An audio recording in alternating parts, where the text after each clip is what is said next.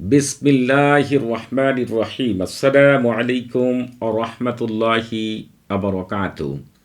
আলহামদুলিল্লাহ, আসসালাতু ওয়াসসালামু আলা রাসূলিল্লাহ। আপনারা যারা আমাদের চ্যানেলটি এখনও সাবস্ক্রাইব করেননি তারা আমাদের চ্যানেলটি এখনই সাবস্ক্রাইব করুন এবং আমাদের পাশে থাকার বেল বাটনটি এখনই অন করুন। আজকে আমি আপনাদের মাঝে হাজির হয়েছি ষষ্ঠ আসমানের ২০ জন ফেরেশতাদের দ্বারা সকল প্রকার ভালো কাজ করার এবং শত্রু দমন করার ১০০% পরীক্ষিত সেরা শক্তিশালী বিশেষ একটি আমল নিয়ে। এই আমলটি দ্বারা আপনারা চাইলে স্বামীকে বাধ্য করতে পারবেন, স্ত্রীকে বশ করতে পারবেন, যাদের সাথে শরীয়ত সম্মত বিয়ে জায়েজ আছে, অর্থাৎ আপনার যদি কারোর সাথে সম্পর্ক থাকে তাকে প্রেমে পাগলপাড়া করে বিয়েতে রাজি করতে পারবেন, জালেমকে উচিত শিক্ষা দিতে পারবেন। অর্থাৎ যে কোনো ধরনের ভালো কাজ, আরও অনেক কাজ রয়েছে। আপনার কোনো কাজ আটকে থাকলে, অথবা আপনার উপর জাদুকুফরি করা থাকলে, অথবা আপনার উপরে যদি কোনো রকম জিনের প্রভাব থাকে, এইগুলোকেও আপনি এই আমলটির দ্বারা সেখান থেকে রক্ষা করতে পারবেন ইনশাআল্লাহ। এই যে ফেরেশতারা রয়েছে, মূলত এই আল্লাহ তাআলার ২০টি পবিত্র নাম, যারা এই ২০ জন ফেরেশতা ষষ্ঠ আসমানের দায়িত্ব রয়েছে। তারা কি রকম সে বিষয়টি বলি। যদি কখনো এরা কারো কাছে অবতীর্ণ হয়, তারা সবুজ ঘোড়ায় চড়ে অবতীর্ণ হয়। তাদের পোশাকের মধ্যে বিভিন্ন রং থাকে এবং তাদের হাতে একেবারে উজ্জ্বল একটি করে তলোয়ার হাতে থাকে। এরা সব ধরনের কাজই করে থাকে যদি তাদেরকে আপনি সঠিক কাজে লাগাতে পারেন। তবে এই যে নামগুলো রয়েছে এগুলো হিব্রু ভাষায়। এগুলোকে বাংলা অর্থ কী সেটি আমি আপনাদের বলে দিচ্ছি, না হলে আপনারা অনেকে গুলিয়ে ফেলতে পারেন। এই যে এখানে লিখেছে হিফলিস, সাতিয়াই, সাকালমিন। এই যে এভাবে আরও পরবর্তীতে মোট ২০টি নাম রয়েছে। এইগুলোর মধ্যে যে বাংলা অর্থটা হয় সেটি আমি বলে দিচ্ছি। তুমি মহামান্বিত, হে রাজ্য ও রাজ্যের অধিকারী। মহামান্বিত তুমি, হে ক্ষমতা ও শক্তির অধিকারী। মহিমা তোমার, হে জীবিত যিনি মৃত্যুবরণ করেন না। তুমি মহামান্বিত, হে যিনি দেখার হওয়ার চেয়েও মহামান্বিত।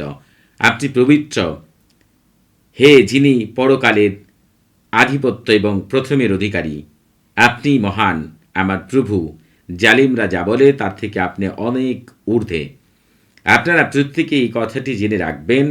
এই নামগুলোকে কোনো মতেই, পরবর্তীতেও নাম রয়েছে ২০টি নাম, প্রত্যেকটি নামের নিচে বাংলাটা দেখিয়ে দিয়েছি। এখানে আপনারা একটু ভালো করে দেখবেন, এখানে বাংলা সহ লেখা রয়েছে। আপনাদের বুঝতে আশা করি একটু অসুবিধা হবে না। আমি আরবির নিচ দিয়ে আপনাদের সুবিধার্থে, যারা আরবি পাঠ করতে পারেন না, বাংলা দিয়ে পাঠ করবেন, তাদের জন্য আমি বাংলাটাও লিখে দিয়েছি।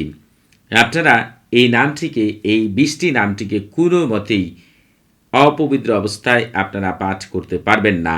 যখন আপনারা এটি পাঠ করবেন তখন আপনারা হয়তোবা দেখতে পাবেন না, পৃথিবীর পাহাড় এবং পৃথিবীর সমস্ত কিছু এগুলোর মহত্বে কেঁপে উঠবে। আপনারা হয়তোবা দেখতে পাবেন না, কিন্তু যাদের কাশফেরও খোলা আছে তারা কিন্তু সব কিছুই দেখতে পারেন। এই পবিত্র নামগুলোর সাথে যে সকল ফেরেশতা রয়েছে, অর্থাৎ ষষ্ঠ আসমানে যে ফেরেশতাগুলো রয়েছে, এই প্রত্যেকটা ফেরেশতাই সকল ধরনের কাজ করে থাকে।